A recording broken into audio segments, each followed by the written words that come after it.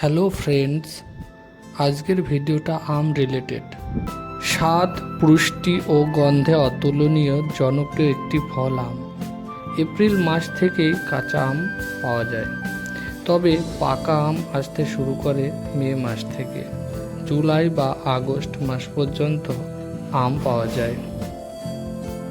Iron ও সোডিয়ামের ঘাটতি পূরণের বেশ কার্যকারী আম রক্তে ক্ষতিকারক কোলেস্টেরলের মাত্রা কমায়, ডায়াবেটিক্সের সঙ্গে লড়াই করে, ক্যান্সার কোষকে মেরে ফেলতে সাহায্য করে।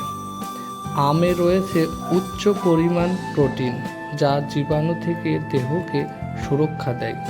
আমে রয়েছে ভিটামিন এ, যা দৃষ্টিশক্তি ভালো রাখে, চোখের চারপাশে শুষ্ক ভাবও দূর করে।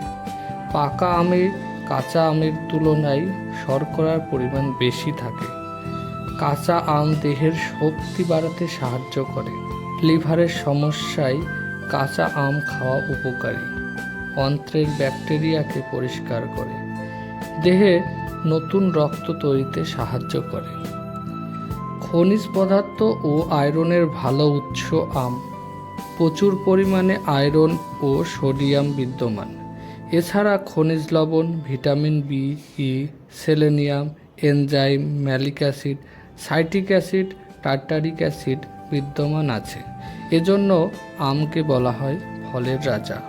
এর মধ্যে রয়েছে এমন অনেক পুষ্টিগুণ যা শরীরকে ভালো রাখে।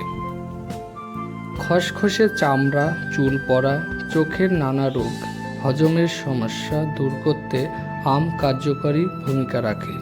এছাড়া এই ফলটি বলকারক, মুখরোচক ও যকৃতের জন্য উপকারী।